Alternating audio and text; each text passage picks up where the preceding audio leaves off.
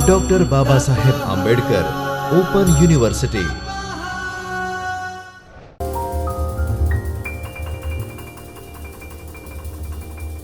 नमस्कार मित्रों, मेरा नाम डॉक्टर विरल पटेल है। Doctor Baba Saheb Ambedkar open university Ahmedabad के चेतन स्टूडियो में आप सबका स्वागत है। मित्रों, आज हम FY BA के पाठ्यक्रम मैथिली शरण गुप्त जी के बारे में और उनके जीवन परिचय और उनकी साहित्यिक रचनाओं के बारे में जानेंगे। आइए हम देखते हैं सबसे पहले उनके जीवन परिचय के बारे में। मित्रों, मैथिली शरण गुप्त जी का जन्म 3 अगस्त 1886 में उत्तर प्रदेश के चीरगांव झांसी में हुआ था। उनकी मृत्यु 12 दिसंबर 1964 में हुई थी। उनके माता का नाम काशीबाई था, पिता का नाम सेठ रामशरण था। उनका विवाह सरयू देवी के साथ हुआ था। मित्रों, यह उनका तीसरा विवाह था। इससे पूर्व उनके 2 पत्नियों का निधन हो गया था। न केवल 2 पत्नियां अपितु उनके 9 पुत्रों का भी निधन हो गया था। उनका एकमात्र पुत्र उर्मिला शरण गुप्त जीवित हैं, जो कि प्रकाशन का कार्य संभाल रहे हैं। उनकी शिक्षा झांसी के मैकडॉनल्ड स्कूल में हुई थी। मित्रों, वहाँ पर उन्हें गांव में तीसरी कक्षा पास होने के बाद भेजा गया था, यह सोचकर कि उनका पुत्र डिप्टी कलेक्टर बनेगा। लेकिन वहाँ जाने के बाद भी मैथिली शरण जी गेंदबाजी, बल्लेबाजी, पतंगबाजी, रात को नाटक देखने जाना आदि में ही वो रमे रहे। परिणाम यह रहा कि उनके घर वालों ने 6ठी कक्षा के पश्चात उनको वापस अपने गांव ले आए। उन्होंने अपने एक भाषण में कहा था, मैं पढ़ने के लिए नहीं जन्मा हूँ, मैंने इसलिए जन्म लिया है कि लोग ही मुझे पढ़ें। मित्रों, यह बात उन्होंने वास्तव में सार्थक करके भी दिखाई। आइए अब देखते हैं उनको मिले पुरस्कार और सम्मान के बारे में। महात्मा गांधी ने उन्हें मैथिली काव्यमान ग्रंथ भेंट करते हुए राष्ट्र कवि की उपाधि प्रदान की थी। मित्रों, वो दोस्तों के बीच में दद्दा के नाम से प्रसिद्ध थे। दद्दा को 1936 में साकेत की रचना पर हिंदुस्तानी अकेडमी पुरस्कार मिला था। 1938 में मंगला प्रसाद पारितोषिक पुरस्कार से उन्हें नवाजा गया था। 1946 में हिंदी साहित्य सम्मेलन ने उन्हें साहित्य अकादमी पुरस्कार प्रदान किया था। 1952 में राज्यसभा सदस्य मनोनीत हुए। 1948 में आगरा विश्वविद्यालय ने डीलिट की तथा 1960 में काशी विश्वविद्यालय ने डीलिट की मानद उपाधि प्रदान की थी। 1954 में पद्म भूषण अलंकार से इन्हें विभूषित किया गया। 1964 में डॉक्टर राधाकृष्ण ने एक भव्य समारोह में संसद सदस्य के रूप में उनका कार्यकाल समाप्त होने पर भावभीनी विदाई दी थी। मित्रों, अब जानते हैं उनकी प्रमुख रचनाओं के बारे में। उनकी प्रमुख रचनाओं को जानने से पूर्व हम एक बात को देखते हैं कि उनका साहित्य के प्रति अत्यंत लगाव था और यह बात उनकी इस बात से जाहिर होती है कि जब वह मृत्युशैया पर थे, उस समय उनके मरने के बाद उनके तकिए के नीचे से 12 दिसंबर की रात को ही हंस गीत नाम एक कविता मिली थी। देखते हैं अब उनकी प्रमुख रचनाओं के बारे में। यूँ तो उन्होंने काव्य के विभिन्न रूपों में लिखा है, लेकिन जो प्रमुख रचनाएं हैं उनके बारे में हम यहाँ पर पढ़ते हैं। पहले हम देखते हैं उनके द्वारा लिखे गए महाकाव्यों के बारे में। साकेत की रचना उन्होंने 1931 में की थी और रामचरितमानस के बाद में हिंदी साहित्य के अंदर राम काव्य का यह दूसरा स्तंभ माना जाता है। डॉक्टर नगेंद्र ने इसे जन काव्य भी कहा है। इसमें कुल 12 सर्ग हैं। दूसरा महाकाव्य है जय भारत। 1952 में लिखा गया यह महाकाव्य महाभारत के प्रसंगों पर आधारित है। अब देखते हैं हम उनके खंड काव्यों के बारे में। उन्होंने अनेक खंड काव्य लिखे हैं, लेकिन उनमें से जो प्रमुख हैं उन्हीं के बारे में हम यहाँ पर उसका अध्ययन करेंगे। सबसे पहले लेते हैं रंग में भंग। रंग में भंग खंड काव्य 1909 में लिखा गया। यह एक ऐतिहासिक आख्यान है। इसमें बूंदी एवं चित्तौड़ के राजपूत राजाओं के शौर्य का वर्णन चित्रित किया गया है। जयद्रथ वध 1910 में लिखा गया यह खंड काव्य महाभारतीय आख्यान तथा अभिमन्यु के शौर्य तथा जयद्रथ वध का वर्णन है। पंचवटी 1915 में रचित इस खंड काव्य के अंदर रामायणीय आख्यान, जिसमें लक्ष्मण एवं शूर्पणखा का प्रसंग चित्रित है, साथ ही इसके अंदर बड़ा ही मनोहर प्रकृति का चित्रण किया गया है। प्रकृति को यहाँ पर मानवीकरण या मनुष्य की तरह हरकतें करता हुआ चित्रित किया गया है। यशोधरा 1932 में रचित यह महाकाव्य भगवान बुद्ध और यशोधरा से संबंध रखता है। नहुष यह खंड काव्य 1940 में रचा गया। इसके अंदर नहुष के पौरुषमय चरित्र का चित्रण किया गया है। विष्णुप्रिया 1957 में रचित इस खंड काव्य के अंदर महाप्रभु चैतन्य की धर्म पत्नी विष्णुप्रिया की पुण्य गाथा का वर्णन आता है। आगे है उर्मिला। इसका रचनाकाल 1906 से 1909 तक रहा है। इसके अंदर उर्मिला का वर्णन चित्रित है।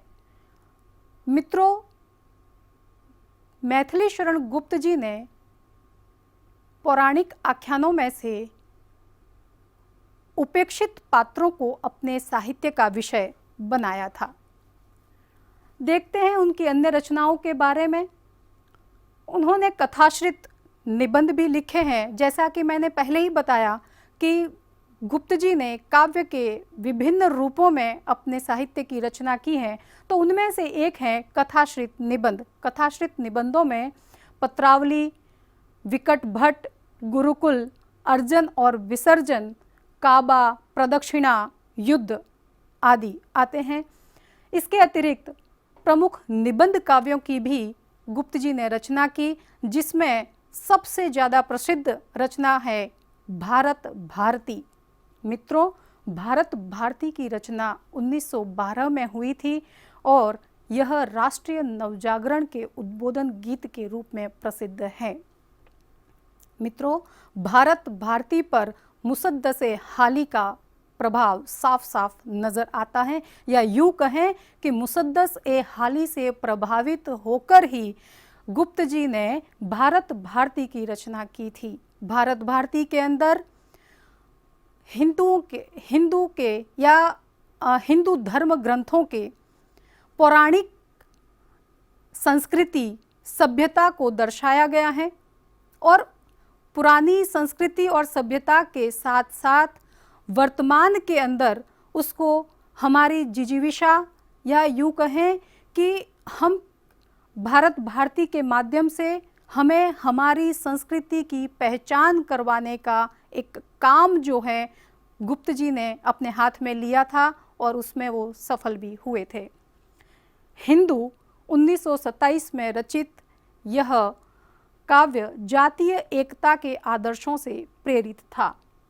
विजय पर्व 1963 में रचित निबंध काव्य है, जिसके अंतर्गत चीन के आक्रमण के अवसर पर संसद में दिया गया पद्यात्मक वक्तव्य लिखा गया है। अन्य रचनाओं में पद्य नाटक, जिसे कि हम रूपक भी कह सकते हैं, अनग, जैनी आदि प्रसिद्ध हैं। अनग के अंतर्गत बौद्ध संस्कृति पर आधारित नाट्य रूपक संवादात्मक काव्य लिखा गया है। जैनी के अंदर मार्क्स एवं जैनी जीवनादर्शों पर आधारित यह काव्य है। गद्य नाटक जिसमें प्रसिद्ध हैं तिलोत्तमा, चंद्रहास और उद्धार। तिलोत्तमा के अंदर पौराणिक आख्यान सुंद एवं उपसुंद के पराजय की कथा चित्रित है। चंद्रहास के अंदर 5 अंकों में विभाजित यह पौराणिक नाट्य है।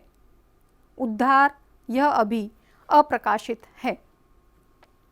मित्रों, मैथिली शरण गुप्त जी ने केवल और केवल न केवल अपने साहित्य के माध्यम से, अपितु वे स्वयं राष्ट्रीय नवजागरण के प्रेरक के रूप में लोगों के सामने आए।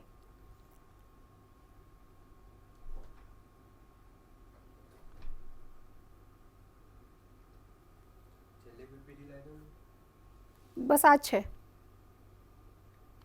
लास्ट। F5 कट आप दे जो सामने।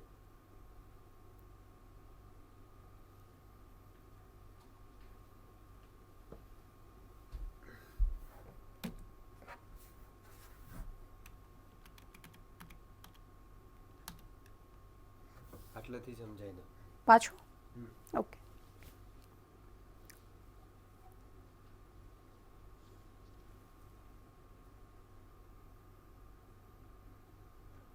આ સ્લાઇડ તમે સમજાઈ દીધી ને? હા, અહીંયા જ્યાંથી પતી ગયું ને ત્યાંથી સમજાઈ દો। જ્યાંથી પત્યું ત્યાં કંઈ નહીં, પાછી સમજાવી દો પૂરી।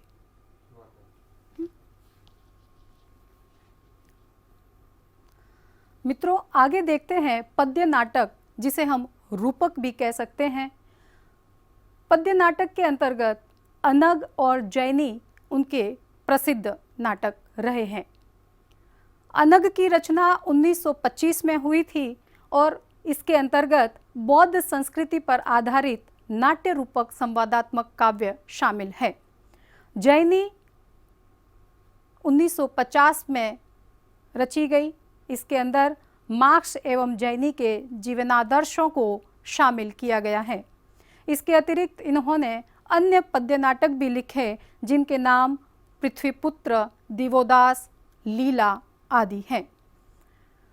गद्य नाटकों के अंदर उनकी 3 महत्वपूर्ण कृतियां हैं, जिसमें कि तिलोत्तमा और चंद्रहास प्रमुख हैं। उद्धार अप्रकाशित हैं।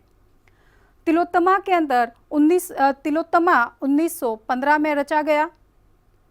इसके अंदर सुंद एवं उपसुंद के पराजय की कथा चित्रित है।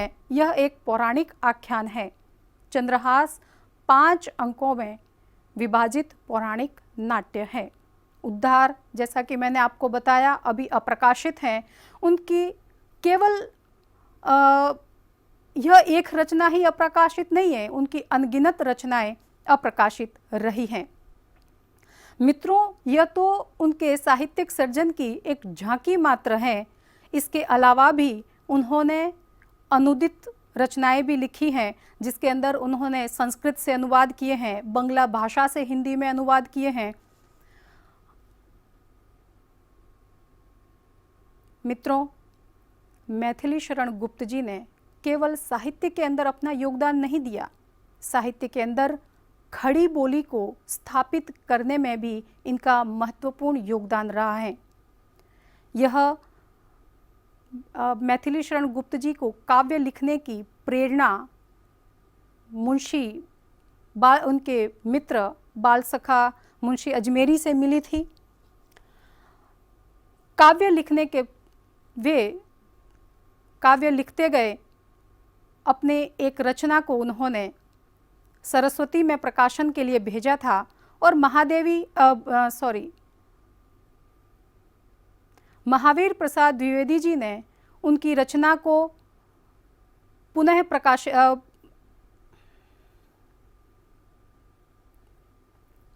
महावीर प्रसाद द्विवेदी जी ने उनकी कविता को